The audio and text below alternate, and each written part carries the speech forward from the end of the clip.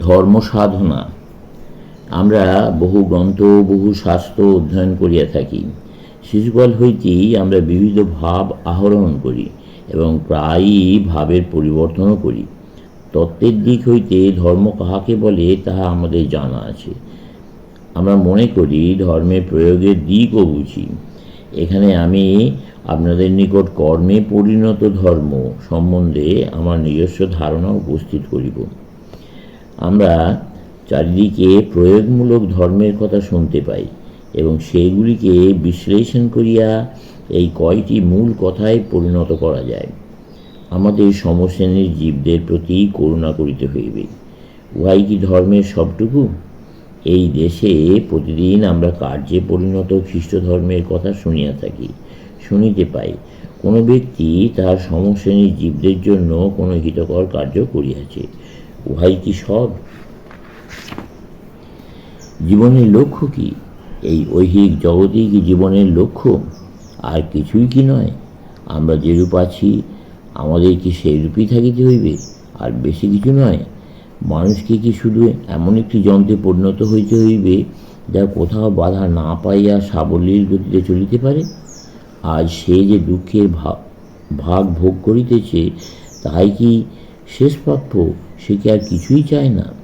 বহু ধর্মমতের শ্রেষ্ঠ কল্পনা ঐহিক জগৎ। বিশাল জনসমষ্টি এমন এক সময়েরই স্বপ্ন দেখিতেছে যখন কোনো রোগ, অসুস্থতা, দারিদ্র্য বা অপর কোনো প্রকার দুঃখ এই জগতে আর থাকিবে না। সর্বতোভাবে তাহারা কেবল সুখময় জীবন উপভোগ করিবে। সুতরাং কার্যে পরিণত ধর্ম বলিতে শুধু এইটুকু বোঝায়, পথঘাট পরিষ্কার রাখো, আরও সুন্দর পথঘাট নির্মাণ করো। সকলেই হাতে কত আনন্দ পায় তা দেখিতেই পাওয়া যায়। ভৌতিক জীবনের লক্ষ্য তাহাই যদি হইত, তবে মনুষ্যরূপে জন্মগ্রহণ করা একটা প্রকাণ্ড ভুল হইয়া গিয়াছে। কুকুর কিংবা বিড়াল যে লোলুপতার সহিত আহার্য উপভোগ করে, কোনো মানুষ অধিকতর আগ্রহের সহিত থাকি পারে কি? আবদ্ধ বন্য পশুদের প্রদর্শনীতে গিয়া দেখো, পশুগণ কিরূপে হাড় হইতে মাংস ছিন্ন করিতেছে। উন্নতির বিপরীত দিকে চলিয়া পক্ষীরূপে জন্মগ্রহণ করো। মানুষ হইয়া কি ভুলই না হইয়াছে। যে বৎসরগুলি, যে শত শত বৎসর ধরিয়া আমি শুধু এই ইন্দ্রিয়ভোগে পরিতৃপ্ত মানুষ হইবার জন্য কঠোর সাধনা করিয়াছি, ওই দৃষ্টিতে তা বৃথাই গিয়াছে। তাহলে বাস্তব ধর্মের অর্থটি কি দাঁড়ায় এবং উহা আমাদেরকে কোথায় লইয়া যায় তা ভাবিয়া দেখো। দান করা খুব ভালো কথা, কিন্তু যে মুহূর্তে তুমি বলিবে উহাই সব, তখনই তোমার জড়বাদীর দলে গিয়া পড়িবার সম্ভাবনা। ইহা ধর্ম নয়, ইহা নাস্তিকতা অপেক্ষাও কিছু ভালো নয়, বরং অপকৃষ্ট। তোমরা খ্রিস্ট ধর্ম অবলম্বী, তোমরা কি সমগ্র বাইবেল পড়িয়া অপরের জন্য কর্ম করা কিংবা আরোগ্য নিকেতন নির্মাণ করা ব্যতীত অন্য কিছুই খুঁজিয়া পাও নাই? কেউ হয়তো দোকানদার, সে দাঁড়াইয়া বক্তৃতা দেবে। যিশু দোকানি হইলে কীভাবে দোকান চালাইতেন? যিশু কখনো ক্ষৌরালয় বা দোকান চালাইতেন না, কিংবা সংবাদপত্রও সম্পাদন করতেন না। ওই ধরনের কার্যকর ধর্ম ভালো বটে, মন্দ নয়, কিন্তু ইহা শিশু বিদ্যালয়ের স্তরের ধর্ম, যা আমাদের কোনো লক্ষ্যে লইয়া যাইতে পারে না।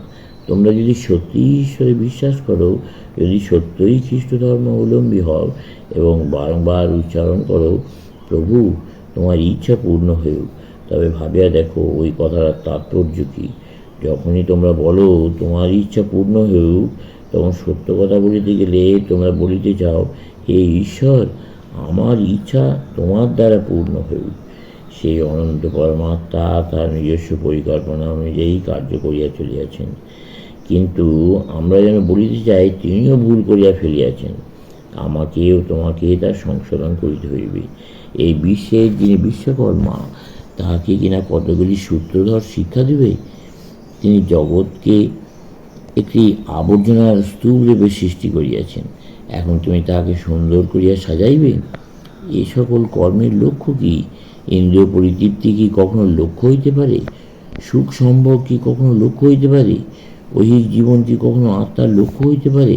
যদি তাই হয়, তাহলে বরং এই মুহূর্তে মরিয়া যাওয়া সেও, তবু ঐহিক জীবন চাওয়া উচিত নয়। ইহাই যদি মানুষের ভাগ্য হয় যে সে একটি ত্রুটিহীন যন্ত্রে পরিণত হইবে, তাহলে তার তাৎপর্য হইল এই: আমরা পুনরায় বৃক্ষ, প্রস্তর প্রভৃতিতে পরিণত হইতে যাইতেছি। তুমি কি কখনো গাভীকে মিথ্যা কথা বলিতে শুনিয়াছ, কিংবা বৃক্ষকে চুরি করিতে দেখিয়াছ? তারা নিখুঁত যন্ত্র, তারা ভুল করে না। তারা এমন জগতে বাস করে যেখানে সব কিছুই নিয়মের পরাকাষ্ঠা লাভ করিয়া ফেলিয়াছে। এই বাস্তব ধর্মকে যদি আদর্শ ধর্ম বলা না চলে, তবে আদর্শটি কি? ব্যবহারিক ধর্ম কখনো সেই আদর্শ হইতে পারে না। আমরা কি উদ্দেশ্যে এই পৃথিবীতে আসিয়াছি? আমরা এখানে আসিয়াছি মুক্তি ও জ্ঞান লাভের জন্য। আমরা মুক্তি লাভের জন্য জ্ঞান অর্জন করতে চাই। ইহাই আমাদের বাঁচিয়া থাকার অর্থ। এই মুক্তি লাভের জন্য সর্বব্যাপী আকুতি। বীজ হইতে বৃক্ষ কেন উদ্গত হয়? কেন সে ভূমি বিদীর্ণ করিয়া ঊর্ধ্বাভিমুখে অভিযান করে? পৃথিবীর কাছে সূর্যের দান কি? তোমার জীবনের অর্থ কি? উহাও তো মুক্তির জন্য সেই একই প্রকার সংগ্রাম।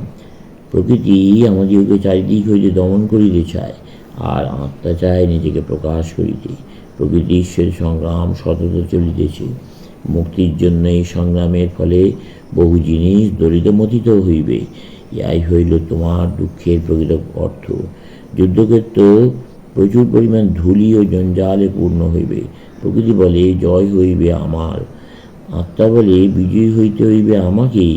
প্রকৃতি বলে একটু থামো, আমি তোমাকে শান্ত রাখিবার জন্য একটু ভোগ দিতেছি।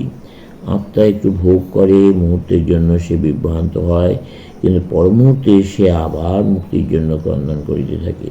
প্রত্যেকের পক্ষে এই যে চিরন্তন ক্রন্দন যুগ যুগ ধরিয়া চলিয়াছে, তাকে লক্ষ্য করিয়াছ? আমরা দারিদ্র্য দ্বারা প্রবঞ্চিত হই, তাই আমরা ধন অর্জন করি। তখন আবার ধনের দ্বারা প্রবঞ্চিত হই। আমরা হয়তো মূর্খ, তাই আমরা বিদ্যা অর্জন করিয়া পণ্ডিত হই। তখন আবার পাণ্ডিত্যের দ্বারা বঞ্চিত হই। মানুষ কখনোই সম্পূর্ণ পরিতৃপ্ত হয় না, তাহাই দুঃখের কারণ। আবার তাহাই আশীর্বাদের মূল, যা জগতের প্রকৃত লক্ষণ। তুমি কিরূপে এই জগতের মধ্যে তৃপ্তি পাইবে? যদি আগামীকাল এই পৃথিবী স্বর্গে পরিণত হয়, তখনও আমরা বলিব, ইয়া সরাইয়া লও, অপর কিছু দাও। এই অসীম মানবাত্মা স্বয়ং অসীমকে লাভ না করিলে কখনো তৃপ্ত হইতে পারে না। অনন্ত তৃষ্ণা কেবলমাত্র অনন্ত জ্ঞানের দ্বারা পরিতৃপ্ত হয়, তা ব্যতীত অন্য কিছুর দ্বারা নয়। কত জগৎ যাইবে ও আসিবে, তাতে কি আসে যায়? কিন্তু আত্মা বাঁচিয়াছে এবং চিরকাল ধরিয়া অনন্তের দিকে চলিয়াছে। সমগ্র জগৎকে আত্মার মধ্যে লীন হইতে হইবে। মহাসাগরের বুকে যেমন জলবিন্দু মিলাইয়া যায়, সেইরূপ বিশ্বজগৎ আত্মায় বিলীন হইবে। আর এই জগৎ কি আত্মার লক্ষ্য?